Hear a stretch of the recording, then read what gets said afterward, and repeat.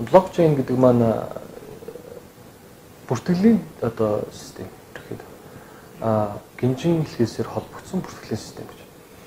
Яагаад бүртгэлийн гинжин хэлхээсээр холбогдож байгаа гэхэл нөгөө илүү баталгаатай нөгөө таслсан одоо нэг гинжиг таслаж болохгүйгээр хоорондоо холбогдсон гэх юм уу те хакертаж болохгүй тэр талаас нь одоо ямар нэг мэдээллийг бүртгэлийг өөрчлөх боломжгүй болгож байгаа. Яагаад тэгэхээр нэг юм одоо дуусахгүй нээлттэй дэвтэр дээр бүх юм бичих юм бол хин нэг нь очиж өөрчлөх боломжтой те. Тэрний оронд дэвтэр нэг юм том байснаас жижигхэн хуваагаад тэгээ хооронд нь ингээд холбог гинжээр холбоод нэг ингээд хаагдсан дэвтэр дахиж эзэж нэг өөрчилж болохгүй харж болдог те. Тэгээ ингээд гинжийлэхээс холбос. Ерөнхийдөө мэдээллийн тийм бүртгэлийн тийм маш сайн систем гэж байна. Энэ бүртгэлийн системийг бид нар юунд ашиглаж болох вэ гэхээр одоо банкны жишээлүүд ярихад банкны одоо бүх үйл ажиллагаа чинь бүртгэлийн систем шүү дээ.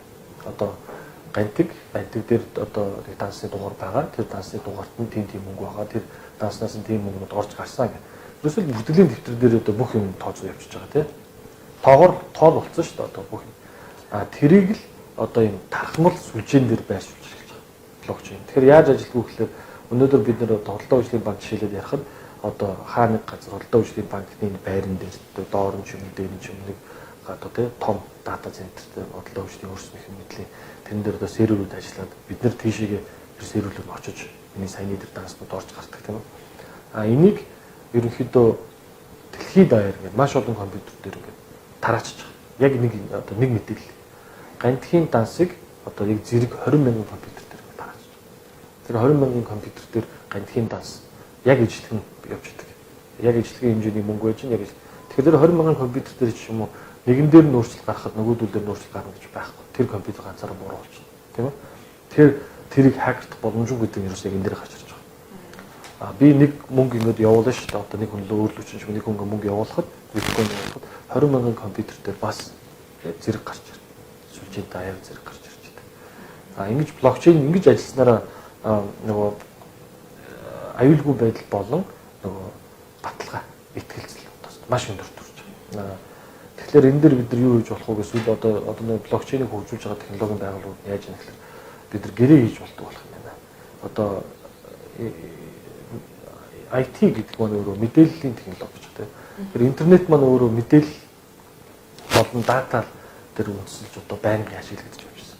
Тэгэхэд одоо явандаа интернетийг бид нэр гэрээ хийж болдог тийм ертөнцид авч байгаа. Гэрээ хийж болдог ертөнц гэхэлэр бид нар нөгөө одоо натрет ороод ч юм уу те за нөгөө үйл хөдлөл хөрөнгөө шилжүүлэн ингэн тэгэн гэрээ хийн одоо бүх үйл ажиллагааг бид нар зүгээр би нэг хотоос нөгөө өөр хотод байгаа хүнтэй шууд гар утсан дээр аппликейшн гэдэг те зарж болдог болох. Нэр нь хүртэл цаашаа шилжиж те.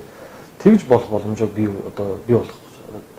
Тэгэхээр блокчейнийг ганц энэ биш одоо маш олон юм дээр ашиглаж байна. Одоо жишээлбэл хангамжийн одоо систем дээр одоо IBM гэдэг одоо дэлхийн хамгийн том одоо томоохон компьютер хөгжлийн компани нэг те олон жил болж байгаа. Ягтгчийнх нь IBM одоо тэрийг одоо хангамжийн тийм систем дээр блокчейнээр суулсан систем бий болгож байгаа. Тэд нар яаж ажиллаж байгаа гэхээр одоо нэг контейнер жишээлбэл нэг юм одоо үндсэн сервер гэдэг. Тэр контейнерыг хаана явж байгааг би одоо гар утастай интернеттэй л авах юм бол хаана явж байгааг ингээд хянаад явж байна. Дэлхийн айлч улсад явж байна. Одоо нэг ширхэг юм захиа харж хэрэг нэг захиаг шууд тэр дээр нь дугаар байх тэр дугаар хаана явж байгааг хянж болж болно. Тийм бол одоо боломжийг бүрдүүлэхээр байгаа блокчейн. Тэгэхээр бидний амьдрал одоо маш их одоо амьдралыг одоо хэлбэрхнаар хямдхнаар одоо өртөг багтаагаар сайжруулах одоо өшөө одоо хурдтай болгох, дэмий зүйл цаг одоо зарцуулахааргүй болгох одоо нэг шинэ технологи интернетийн дараач юу гэж